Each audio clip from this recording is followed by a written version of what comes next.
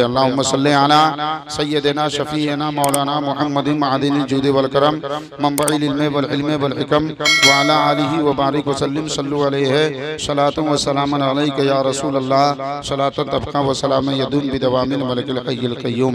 बड़ा जी लगाकर आप हज़रात ने दुरूद पाक का नजराना बारगाह रिसालत माब सल्लल्लाहु तआला अलैहि वसल्लम में पेश कर दिया है। अब मैं चाहता हूँ कि एक मरतबा सभी हज़रात अपने सरों से गुनाहों का बोझ दूर करने के लिए अपनी ज़िंदगी में, बंदगी में, रोज़ी में, रोज़गार में, कमाई में, कारोबार में, मकान में, दुकान में, सेहत व सलामती में, आलो औलाद में, ज़मीन व जायदाद में बरकतें हासिल करने के लिए अपना दीनी, मिल्ली, कौमी, मजहबी, इस्लामी, हक़ानी, कुरानी, इरफानी, ईमानी और जन्नती कलमा मचल के पढ़ ले। पढ़िए ज़रा बुलंद आवाज़ से, ला इलाहा इल्लल्लाह मुहम्मदुर रसूलुल्लाह सल्लल्लाहु तआला अलैहि व आलिहि वसल्लम।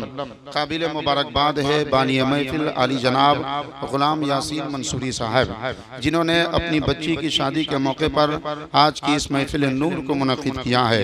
सबसे पहले तो ये नाचीज़ अल्लाह की बारगाह में दुआ करता है, या अल्लाह तू करीम है करम फरमा, तू रहीम है रहम फरमा, तू गफ़ार है गुनाहों की मग़फ़िरत फरमा, तू सत्तार है हम सब की बुराइयों को छुपा, तू कारसाज है हम सबका बिगड़ा काम बना।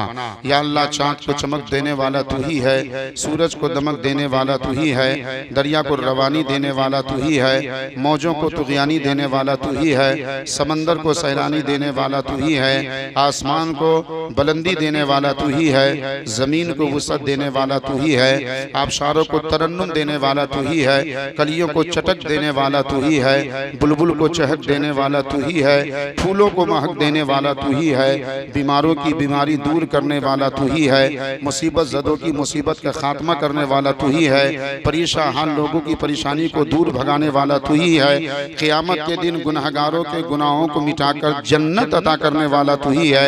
ये नाचीज़ मौला तेरी बारगाह में दुआ कर रहा है, कल जो रिश्ते निकाह वजूद में आने वाला है उस रिश्ते निकाह को बहुस्न खूबी पाए तकमील तक पहुँचा दे, और जिस घर में जनाब यासीन मंसूरी साहब की बच्ची जाने वाली है मौला उस बच्ची के कदम को उस घर के लिए बाइस रहमत व बरकत बना दे, उस घर के तमाम लोगों की दिलों में उस बच्ची की मोहब्बत को जागुज़ी फरमा दे।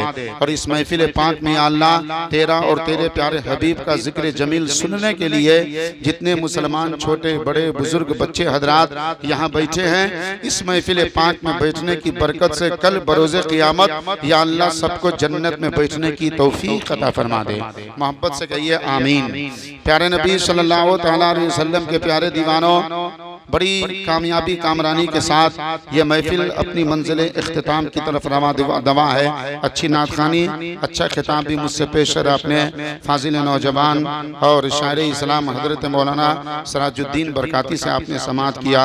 उससे पहले शानदार नातखानी, खूबसूरत नातखानी, बाकमाल नातखानी शायर इस्लाम मेरे अजीज़ बाफिर तमीज़ मौलाना शादाब अशरफी से आपने समात की है, और आप अपनी बस्ती के खतीब इमाम आलिम नबील फादिल जलील खतीब ज़ीशान हज़रत मौलाना ग़ुलाम जिलानी साहब से भी आपने कलाम समात किया है। एक और बुजुर्ग शख्सियत मिंबर नूर पे जलवाबार है, गालिबन बानी महफिल जनाब यासीन साहब मंसूरी के रिश्तेदारों में वो लगते हैं। मैं नहीं जानता कि कैसा रिश्ता है, लेकिन जैसा भी रिश्ता हो, रिश्ता तो बहरहाल रिश्ता होता है। ये सारे उलमाए किराम मिंबर नूर पे जलवाबार है, इसमें कोई शक नहीं। ये सब हमारी आंखों के नूर है, हमारे दिल के सुरूर है, इनसे मोहब्बत हमें ज़रूर है।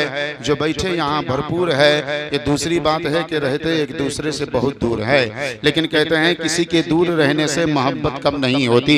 मैं भी चंद मिनटों के लिए आपके समातों के दहलीज पर हाजिर आ गया हूँ। मैं चाहता हूँ कि आपके समात के बागीचे में खिताब का गुलाब खिलाने से पहले चंद शेर के जरिए मैं आपकी बारगाह तक पहुँचूँ, ताकि आपका इम्तिहान भी हो जाए। एक मरतबा कुछ सुनने और सुनाने से पहले अपनी बेदारी का, मुस्तफ़ा की सच्ची अताअत शारी का, शानदार ईमानदारी का, नबी की वफादारी का सबूत पेश कीजिए और अकीदत व मोहब्बत के साथ कह दीजिए या रसूल अल्लाह। अभी सफरुल मुज़फ्फर का हमारे और आपके ऊपर जो महीना साया फगन है उसकी 21वीं की रात है। आने वाले शनिचर को 25 का दिन पड़ रहा है। इस महीने की 25वीं तारीख को पूरी दुनिया सुन्नियत में आला हजरत का उर्स बड़ी धूमधाम से मनाया जाता है।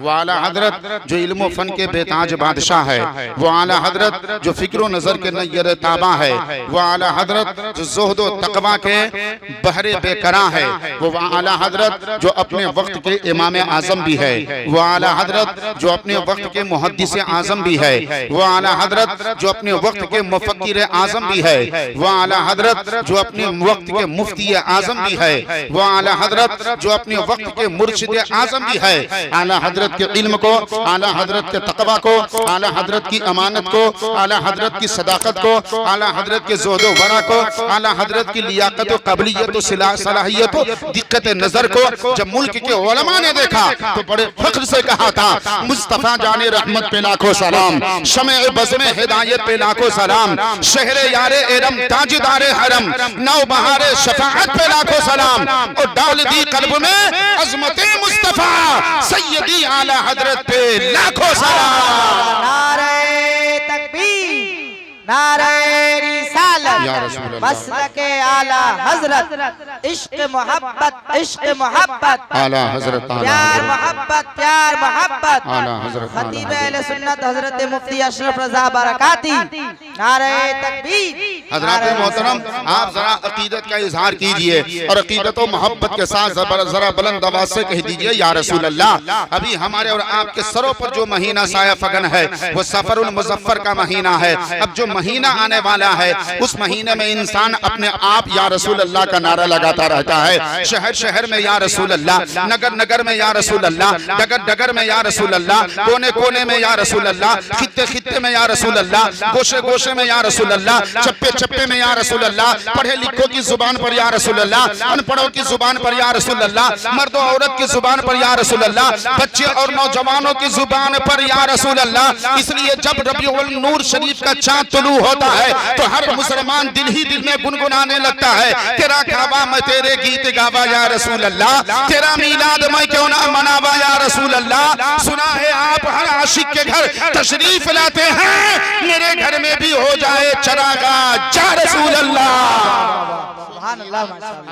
आपके सरों पर साया फगन होने वाला है, जिसको हम और आप रबी नूर शरीफ के महीने से जानते हैं, मिलादुन नबी महीने से जानते हैं, और 12 रबीउल अव्वल शरीफ के महीने से जानते हैं। उस महीने का इस्तेमाल कीजिए और या रसूल अल्लाह कहने की आदत डालिए, ताकि जैसे ही वो महीना हमारे और आपके सरों पर साया फगन हो जाए, हमारे और आपके ईमान की दुनिया में हरियाली पैदा हो जाए। हर मुसलमान मुस्तफ़ा की आमद के गुन गाने लगे, मुस्तफ़ा की तशरीफ आवरी का चर्चा करने लगे, मुस्तफ़ा की जलवागरी के गीत गाने लगे। इसलिए कि दुनिया की सारी चीज नबी पाक सल्लल्लाहु अलैहि वसल्लम के सदक़े में मिली।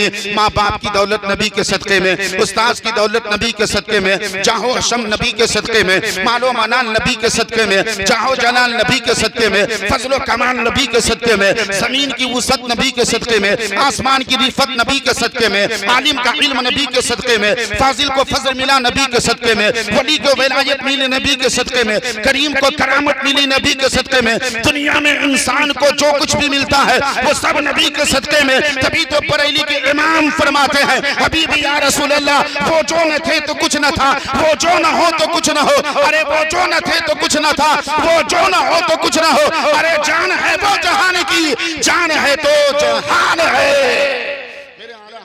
अजीमुल बरकत ने बड़े क्लियर लफ्ज में इरशाद फरमा दिया है। इसलिए जरा अपनी बेदारी की ट्रेन को हमारी पेटडी पे ला करके रख दीजिए, ताकि आपके ट्रेन के सहारे हमारी गुफ्तगू का डब्बा आगे बढ़ता रहे और आपको भी समझ में आता रहे। शादी के मौके पर आज की इस महफिल पाक का इनेकाद हुआ है। अल्लाह रब्बुल इज्जत कुरान पाक में इरशाद फरमाता है, हुन्ना लिबासुल लकुम व अंतुम लिबासुल लहुन्ना।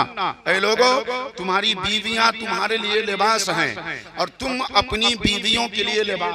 जरा सोचिए, सुनिए और समझने की कोशिश कीजिए। अल्लाह ने कुरान पाक में बीवियों को शौहरों के लिए लिबास कहा और शौहरों को बीवियों के लिए लिबास कहा। हालांकि लिबास कुर्ता पैजामा होता है, लिबास पैंट शर्ट है, लिबास कुर्ता लुंगी है, लिबास कुर्ता शर्ट है।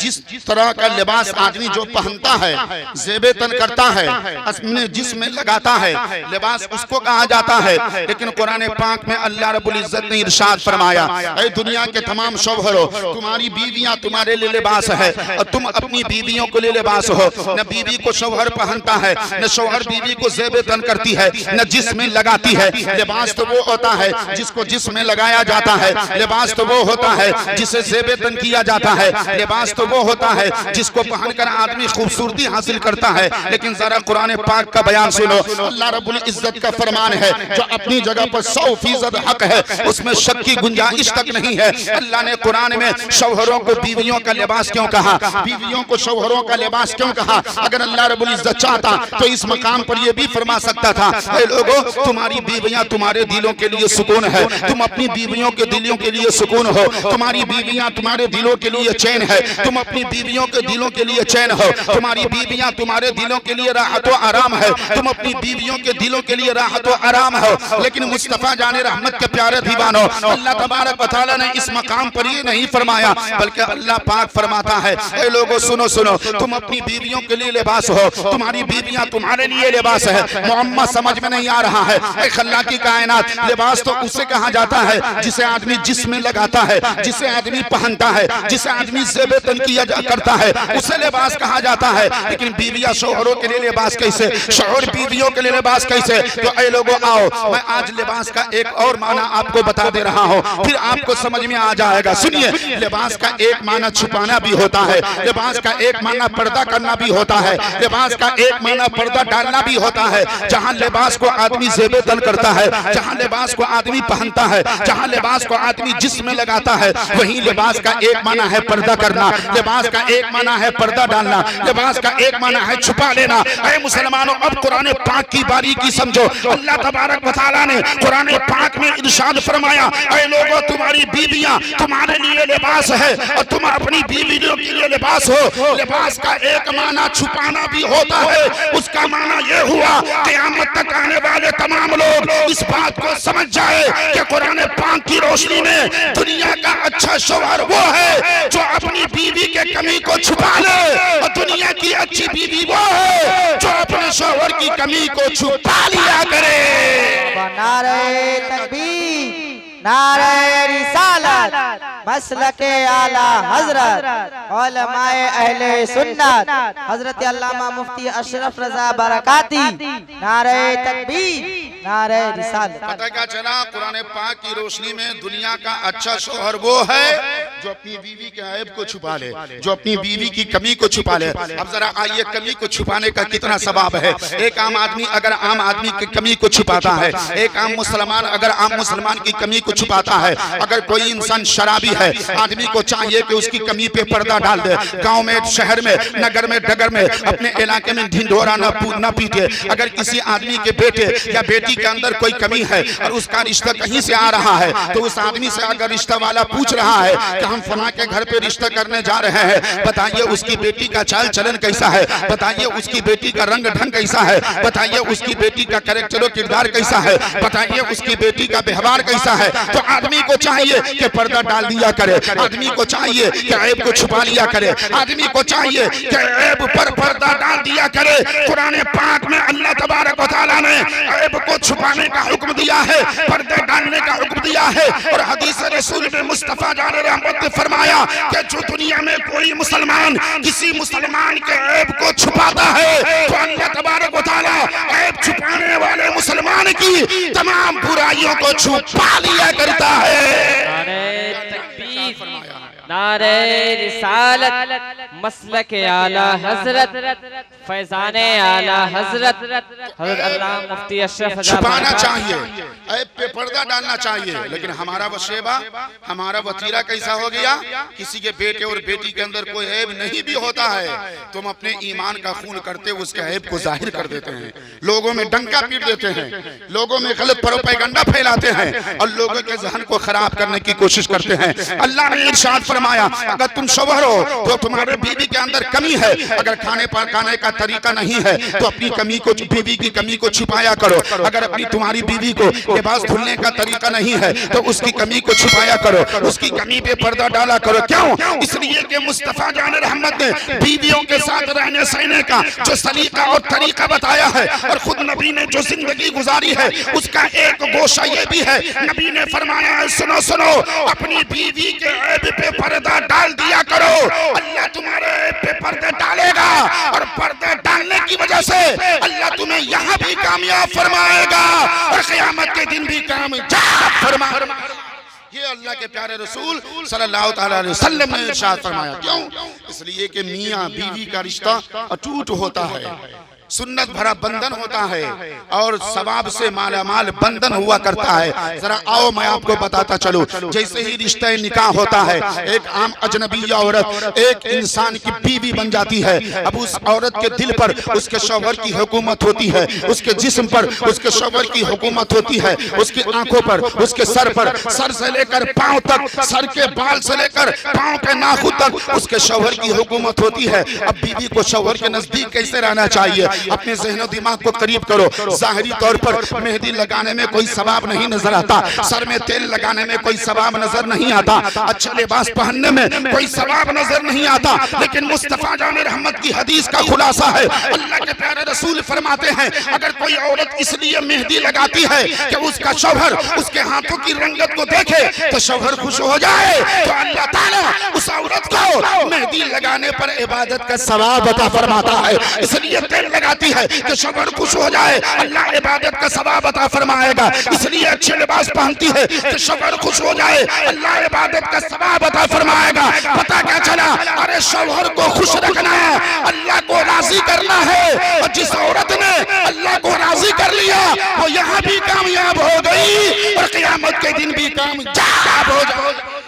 इसलिए दोस्तों हर इंसान को इस बात का ख्याल रखना चाहिए। अब सिर्फ औरत की जिम्मेदारी ही नहीं है कि वो अपने शौहर का दिल खुश करे और उसको राजी रखे, बल्कि शौहर की भी जिम्मेदारी है कि अपनी बीवी का दिल खुश करे और उसको भी राजी रखे। एक मियाँ बीवी के रिश्ते को कितना ऊंचा मकाम मिला है, सुनिए। 3 जगह झूठ बोलने की इजाजत है, जायज तो नहीं है लेकिन इजाजत है 3 जगह झूठ बोलने की। शरीयत में इसका खुलासा है। वो 3 जगह कौन सी? एक मसला बता दे रहा हूं। नंबर 1, जंग में अगर कोई मुजाहिद सामने वाले किसी मुखालिफ को पछाड़ना चाहे, उस पर गालिब आना चाहे, तो झूठ बोलकर उसको पछाड़ सकता है। फॉर एग्जाम्पल, मिसाल के तौर पर सामने वाला अगर कोई मुखालिफ घोड़े पर सवार है और सामने वाले मुजाहिद के ऊपर तलवार चलाने वाला है और मुजाहिद अगर अपनी हिम्मत हार चुका हुआ है और देख रहा है कि हम इसको शिकस्त ना दे पाएंगे, तो मुजाहिद ये कहे कि तुम्हारे घोड़े के जीन कसी नहीं है, या तुम्हारे पीछे देखो कोई आ रहा है, हालांकि पीछे कोई आ नहीं रहा था, उसके घोड़े की जीन भी कसी थी, उसके बावजूद भी अगर झूठ बोला और वो आदमी पीछे मुड़ करके देखा और मुजाहिद ने पीछे से तलवार का वार करके उसके सर को उड़ा दिया, झूठ था लेकिन जंग का मैदान था, इसलिए अल्लाह ताला उसके झूठ को माफ करेगा। नंबर 1। और दूसरी जगह जहाँ पे झूठ बोलने की इजाजत है, 2 आदमी के दरमियान इख्तिलाफ हो, तो आजकल इस जमाने में इत्तेफाक करने की कोशिश कौन करता है? मिलाने की कोशिश कौन करता है? अगर 25% इख्तिलाफ है तो उसको 50% में बांटने की कोशिश करता है, अगर 50% इख्तिलाफ है तो उसको 100% में बांटने की कोशिश करता है। लेकिन सुनो मुस्तफा जाने रहमत के प्यारे दीवानो, अल्लाह के प्यारे रसूल फरमाते हैं, अगर कोई मुसलमान 2 मुसलमान भाई के दरमियान के इख्तिलाफ को मिटा देगा तो कल क़यामत के दिन अल्लाह तबारक व तआला इख्तिलाफ मिटाने वाले इंसान को बिना हिसाब के जन्नत अता फरमाएगा। ये नबी ने फरमाया है, कोई किसी मुसलमान के दरमियान के इख्तिलाफ को मिटा देगा तो क़यामत के दिन अल्लाह तबारक व तआला उस आदमी को बिना हिसाब के जन्नत अता फरमाएगा। दो आदमी के दरमियान इख्तिलाफ, तीसरा आदमी उन दोनों के पास गया और पहले आदमी के पास जाकर कहा कि फला आदमी तो आपकी बड़ी तारीफ कर रहा था, हालांकि वो तारीफ नहीं कर रहा था। क्यों? इसलिए कहा ताकि उसके दिल में उसकी मोहब्बत बैठ जाए, उसकी अकीदत जागुज़ी हो जाए, उसका प्यार बैठ जाए, नफरत दूर हो जाए, बुग़्ज़ दूर हो जाए, हसद का खात्मा हो जाए, कीना का कला कमा हो जाए। इसलिए ये झूठ बोला ताकि दोनों के दरमियान दोस्ती कायम हो जाए, दोनों के दरमियान इत्तेफाक इत्तेहाद कायम हो जाए। तो शरीयत की रोशनी ऐसे झूठ बोलने वाले को गुनाह भी नहीं होगा, बल्कि झूठ बोलकर दो मुसलमान भाई की दुश्मनी को खत्म कर दिया तो कल क़यामत के दिन अल्लाह ताला उस आदमी को जन्नत का हक देगा। ये है दूसरी जगह। और तीसरी जगह जहां पर झूठ बोलने की इजाजत है वो है बीवी को मनाने के लिए झूठ बोलना।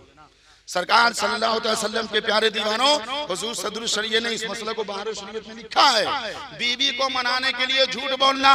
वो तीसरी जगह जहां पर झूठ बोलने की इजाजत। मिसाल के तौर पर कोई शौहर अगर बाजार जा रहा है और बीवी ने कहा बाजार जा रहे हैं, कहाँ बाजार जा रहे हैं, हमारे लिए 1 किलो रसगुल्ला ले आइएगा। उस बेचारे के पास 500 रुपये है और उसको अपना भी जरूरी काम करना है जिसमें 200-300 रुपये का खर्च आ सकता है, और रसगुल्ला तो 500-600 रुपये किलो मिलता है। अगर 1 किलो रसगुल्ला अपनी अहलिया के लिए लाएगा तो सारा पैसा उसका उसी में खत्म हो जाएगा। वो पान कुंची के खाएगा, ठंडा कुंची का पिएगा, रिचार्ज कार्ड कैसे लेगा, अपनी जरूरत की चीज कैसे पूरी करेगा। बाजार गया, सारी जरूरत की चीज को पूरी कर लिया, रसगुल्ला ना खरीदा, घर पे वापस आया, बीवी ने कहा हमारे लिए रसगुल्ला लाए कि नहीं लाए हैं। अब बीवी का दिल रखने के लिए शौहर इतना कह दे, क्या कहूँ, होटल पे तो गया था लेकिन मिठाई की दुकान बंद थी इसलिए तुम्हारे लिए नहीं ला सका। हालांकि दुकान खुली थी, लेकिन वो आदमी झूठ बोल रहा है, इसलिए झूठ बोल रहा है ताकि बीवी का दिल ना टूटे, इसलिए झूठ बोल रहा है ताकि बीवी नाराज ना हो, इसलिए झूठ बोल रहा है ताकि बीवी के दिल में उसकी नफरत पैदा ना हो, इसलिए झूठ बोल रहा है ताकि बीवी का दिल उससे मुतनफिर ना हो। तो सुनो, हुजूर सदरुल शरीयत फरमाते हैं अगर बीवी का दिल रखने के लिए कोई आदमी झूठ बोल दिया तो शरीयत में उसकी पकड़ नहीं होगी, बल्कि अल्लाह तबारक व तआला ने चाहा तो उस आदमी के सारे खताओं को माफ फरमाकर क़यामत के दिन दोनों मियां बीवी को जन्नत का हकदार बना देगा। ये है शरीयत में, शरीयत मुतहरा में इस बात की आइंदाबाद।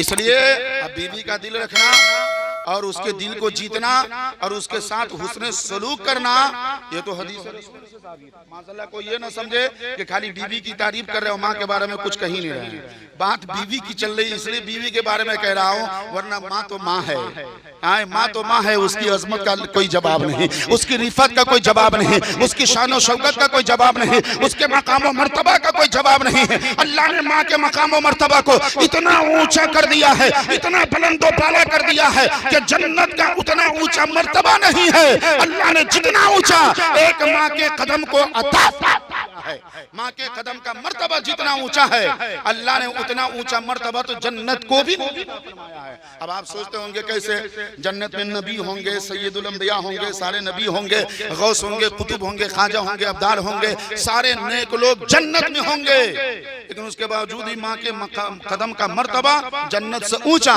मैं कहूंगा ये मैं अपनी मर्जी से नहीं, हसन हुसैन के नाना जान ने फरमाया है, फातिमा के बाबा जान ने फरमाया है, अल्लाह के प्यारे रसूल फरमाते हैं इन्नल जन्नत तहता अक़दामिल उम्महात। ए लोगों, जन्नत को तलाशने वालों, न खाबा खाना काबा के सहन में जन्नत मिलेगी, न मस्जिद नबी के कोने गोशे में जन्नत मिलेगी, न मक्के में जन्नत है, न मदीने में जन्नत है, न बगदाद में जन्नत है, न अजमेर में जन्नत है, न कलियर में जन्नत है, न बरेली में जन्नत है। तो या रसूल अल्लाह, जब मक्के में जन्नत नहीं तो जन्नत दुनिया में कहाँ है? जब मदीने में जन्नत नहीं तो जन्नत दुनिया में कहाँ है? जब काबे के सहन में जन्नत नहीं तो जन्नत दुनिया में कहाँ है? जब मकाम इब्राहिम के पास जन्नत नहीं तो जन्नत दुनिया में कहाँ है? जब बगदाद और अजमेर में जन्नत नहीं तो जन्नत दुनिया में कहाँ है? नबी फरमाते इन्नल जन्नत तहता अक़दामिल उम्महात। सुनो, जन्नत तुम्हारे माँ के कदमों के नीचे है। नारे तकबीर, नारे रिसालत या रसूल अल्लाह। मसलके आला हजरत अजमत वालिदैन अजमत वालिदैन हजरत अल्लामा मुफ्ती अशरफ रजा बरकाती नारे तकबीर। इसलिए दोस्तों माँ का मकाम अपनी जगह पर है, बीवी का मकाम अपनी जगह पर है, शौहर का मर्तबा अपनी जगह पर है, बेटों के हुकूक अपनी जगह पर है। अभी चूंकि शादी की महफिल है, इसमें मियाँ और बीवी के ऊपर तकरीर हो रही है। बीवी की अजमत और फजीलत और उनकी मोहब्बत को बयान करने का कतई ये मतलब नहीं होता है कि बीवी का मकाम और मर्तबा माँ के मकाम से ऊंचा है। हरगिज ये मतलब नहीं है। बीवी की अजमत माँ की अजमत से बड़ी है। हरगिज ये मतलब नहीं है। बीवी की शान और रहमत माँ की शान और रहमत से ऊंची है। हरगिज ये इसका मतलब ये नहीं है, बल्कि यहाँ पर भी बीवी का बयान हो रहा है। हम और आप अगर आजकल का नौजवान अपने घर में बीवी के बीमार होने के मौके पर घर का छोटा मोटा काम कर दे, देखे कि घर में बीवी बीमार है, बुखार लगा है, तबीयत खराब है, झाड़ू दे ले, बर्तन साफ कर ले, घर में खाना बना ले, और गांव का कोई मुखिया टाइप का आदमी देख लेगा तो कहेगा फलरमा का बेटा तो जोरू का गुलाम हो गया। यासीन साहब, फलानमा का बेटा तो जोड़ू का गुलाम हो गया। क्यों? इसलिए कि शरीयत से उसको मतलब नहीं, तरीकत से उसका मतलब नहीं, कुरान उसने पढ़ा नहीं, हदीस का मुताला उसने किया नहीं, उलमाए किराम की बारगाह में ज़ानुए अदब उसने तह किया नहीं। अरे मुस्तफा जान रहमत के प्यारे दीवानों, बीवी अगर मुसीबत में बीमारी में मुब्तला हो जाए तो घर की सफाई करना, बर्तन की सफाई करना, अपने हाथों से खाना बना लेना, घर में झाड़ू लगा देना, अपने कपड़ों की सफाई कर लेना, ये कोई बिदअत नहीं है, बल्कि आमना के ऐलान की प्यारी सुन्नत का नाम है। नबी ने ऐसा किया है और लोगों को करने का हुक्म दिया है। आका खुद अपने घरों में कभी कभी अपने दस्ते मुबारक से रोटियां बना लेते थे, कभी अपने घरों की सफाई कर लिया करते थे, कभी जानवरों को चारा डाल दिया करते थे, और कभी अपने कपड़ों की सफाई कर लिया करते थे। इसलिए एक दूसरे का ख्याल होना चाहिए। क्यों? इसलिए कि मियाँ बीवी का बंधन अटूट होता है, बेमिसाल होता है, बाकमाल होता है। दोनों के अंदर एक दूसरे की मोहब्बत को जागुज़ी फरमा दिया है। इसलिए शर्त है कि जो शौहरों के ऊपर बीवी की तरफ से लाजिम है, शौहर उन हुकूक को अदा करे, और बीवियों के ऊपर शौहर की तरफ से आयद होते हैं, बीवियां उन हुकूक को अदा करे। अल्लाह के करम से क़यामत के दिन मियाँ बीवी दोनों जन्नत के हकदार हो जाएंगे। अल्लाह रब्बुल इज्जत की बारगाह में दुआ करता हूँ कि खल्लाक़ी कायनात अपने हबीब पाक सल्लल्लाहु तआला अलैहि वसल्लम के सदक़े हम तमाम लोगों को कुरान